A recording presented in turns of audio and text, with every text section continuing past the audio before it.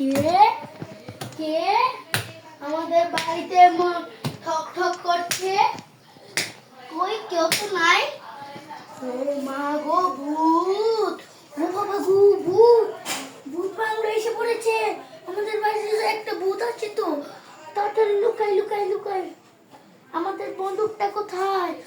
আমার রেডি বলতে বন্দুক। এবার ভূতকে মারতে যাবো। ক্রি ক্রি ভূত সাহস থাকলে একটু ভূত আমাকে মারলো। এত বড় সাহস! ভূত আমাকে আরেকটা থাপ্পড় মারলো। ওই আবার থাপ্পড় মারলো। দুম দুম দুম দুম দুম দুম দুম টুস! আমাকে আবার মারলো। টুস!